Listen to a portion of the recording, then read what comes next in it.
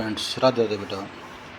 देखिए, कल की वीडियो में हम पढ़ रहे थे साना साना हाथ जोड़ी पाठ के अंतर्गत लेखिका बता रही थी कि किस तरह से हिमालय के ऊपर रास्तों का निर्माण हुआ है।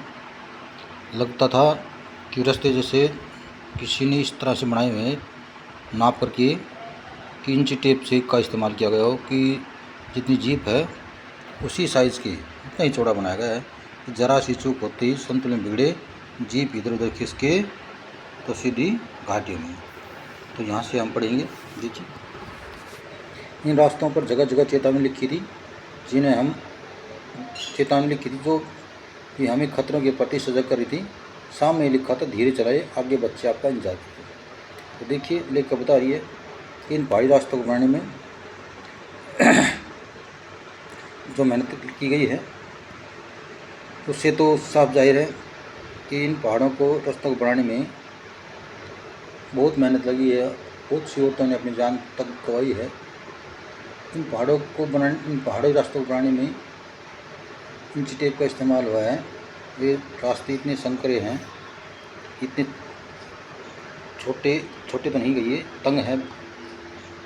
कई रास्तों को तो ऐसा लगता है जैसे इंची टेप से नाप कर ही बनाया गया है कि जीप के साइज़ के हैं, जीप इधर उधर खिसके संतुलन बिगड़े, सीधा घाटियों में। इन रास्तों पर जगह जगह वैसे चेतावनियाँ भी लिखी हुई हैं, जैसे लेखक बता रही है कि वहीं सामने लिखा हुआ था धीरे चलाएं, घर में बच्चे आपका इंतजार करेंगे। थोड़ा और आगे बढ़े कि फिर चेतावनी वी केयर्स मैन अराउंड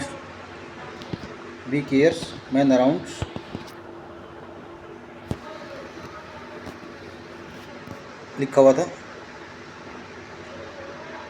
पर नरबख्शी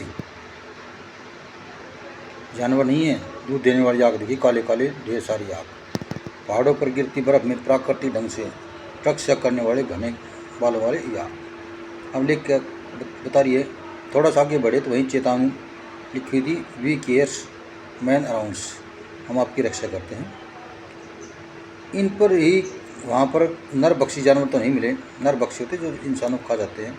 हाँ, दूध देने वाले याक दिखे, काले काले ढेर सारी याक, पहाड़ों पर गिरती बर्फ में प्राकृतिक ढंग से रक्षा करने वाले घने बालों याक। देखिए, याक पक्षी या पशु कहिए, कुछ नहीं, पशु याक पशु मिले क्योंकि उनके शरीर पर बहुत बड़े बड़े बाल होते हैं।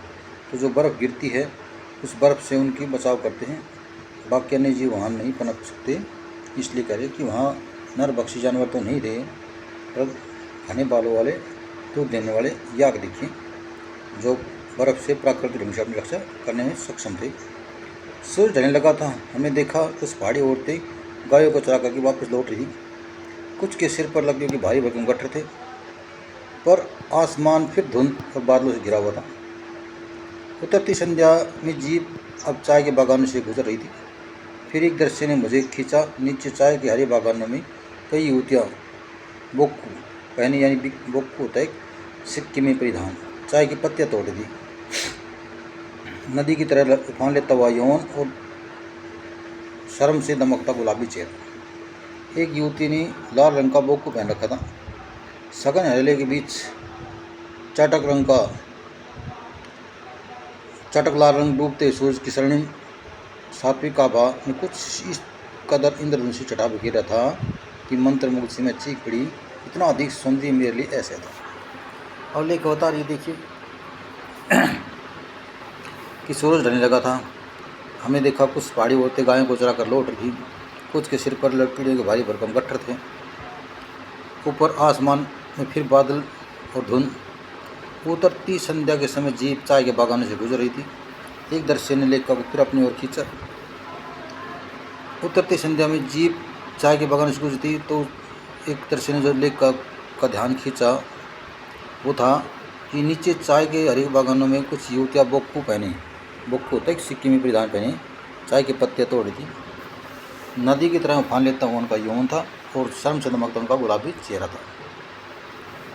एक युवती ने लाल रंग का बोक्कू पहन रखा था और हरियाली के बीच चटक लाल रंग डूबते सूरज की स्वर्णिम और सात्विक आभा में कुछ इस कदर इंद्रधनुषी चढ़ा के रंग बिखेरा था। अब देखिए, चाय के बागान में पत्ती हरी, लड़की ने पहन रखा है बोक्कू, और संध्या का समय है, बहुत सारे रंग मिल गए हैं। ऐसा लगता है जैसे कोई इंद्रधनुष है ना, इंद्रधनुष में 7 रंग होते हैं ना, तो ऐसा लगता है जैसे इंद्रधनुष की छटा बिखेर रहे हैं। और कहते हैं मंत्र मुग्ध से मैं चीख पड़ी, तो लेखक खुश होकर के हैरान होकर चीख पड़ी, इतना अधिक सौंदर्य मेरे लिए असह्य था, यानी इतनी अधिक सौंदर्य को मैं नहीं सह कर सकती थी। युमथांग पहुँचने से पहले हमें रात भर लाइंग में पड़ा लेना था। गगन चुंबे पहाड़ों के तल में सांस लेती एक नन्ही सी शांत बस्ती लाइंग, सारी दौड़ धूप दूर जिनकी यहाँ निश्चित सो रही है। अब देखिए लिए कविता रही है, युमथांग पहुँचने से पहले। युमथांग पहुँचने से पहले या युमथांग पहुँचने के लिए हमें रात भर यहाँ लाइंग में ही रुकना पड़ेगा।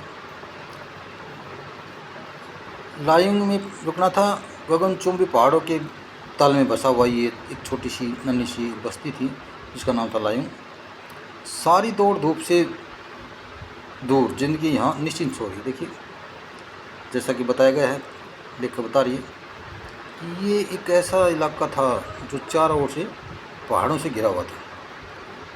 गगनचुंबी होती है आकाश को छू लेने वाली चोटियों से, कि जो पर्वत चोटियाँ हैं, पहाड़ों की चोटियाँ हैं, उनसे घिरा हुआ गांव था, घिरी हुई बस्ती थी। तो इस कारण से दूर दूर तक कहीं है ना कोई गांव शहर कुछ दिखाई नहीं देता था। तो इस तरह से ये बस्ती थी ना, सारी दौड़ धूप से दूर, बस इस अपने इसी जो इनका एक ये दायरा था, उसी दायरे में निश्चिंत रहती थी। कहीं बाहर जाने की दौड़ धूप करने की जरूरत इनको नहीं होती थी। उसी लाइन में हम ठहरे थे। तीस्ता नदी के तीर पर बसे लकड़ी के एक छोटे से गांव में एक घर में मुंह हाथ धोकर के मैं तुरंत ही तीस्ता नदी के किनारे बिखरे पत्थरों पर बैठ गई थी। सामने बहुत ऊपर से बहता झरना नीचे कल कल बहती तीस्ता नदी मिल रहा था। मध्यम मध्यम हवा बह रही थी, पेड़ पौधे झूम रहे थे। गहरे बादलों की परत ने चांद को ढक रखा था। बाहर परिंदे और लोग अपने घरों को लौट थे। वातावरण में अद्भुत शांति थी। मंदिर की घंटियों सी, घुंघरों की रुनझान सी, आंखें अनायास ही भराई। ज्ञान का नन्हा सा बोधिस्तव जैसे भीतर उड़ने लगा। वही सुख शांति और सुकून है जहाँ अखंड संपूर्णता है। पेड़ पौधे पशु आदमी सब अपनी अपनी लय अपनी ताल में अपनी गति में। हमारी पीढ़ी ने प्रकृति की लय ताल और गति से खिलवाड़ करके अक्षम्य अपराध किया है। हिमालय मेरे लिए कविता नहीं दर्शन बन गया था। अब देखिए लेखक क्या कहती हैं कि उसी लाइन में हम ठहरे थे तो तीस्ता नदी के किनारे पर बसे लकड़ी की एक छोटी सी घर में। जैसे ही वहाँ पहुँची लेखिका मुँह हाथ धोया और तीस्ता नदी किनारे पर जो बिखरे पत्थरों पर बैठ गई थी। सामने बहुत ऊपर से बहता हुआ एक झरना जो कल कल करता हुआ बहती हुई तीस्ता नदी मिल रहा था। मध्यम हवा चल धीमी हवा चल रही थी। पेड़ पौधे झूम रहे थे। गहरे बादलों की परत ने चांद को ढक रखा था। बाहर परिंदे पक्षी और लोग अपने घरों को लौट रहे थे। वातावरण में अद्भुत शांति, अनोखी शांति थी। मंदिरों की घंटियों सी, घुंघरुओं की रुनझान सी। लेखक क्या कहती है, मंदिरों की घंटियों से, घुंघरुओं की रुनझान सी, अनायास आंखें भराई। कहते मैं मंदिरों की घंटियों सी और घुंघरुओं सी थी और मेरी आंखें अचानक से अनायास ही भराई थी। ज्ञान का नशा बोधिस्तव जैसे भीतर उगने लगा था।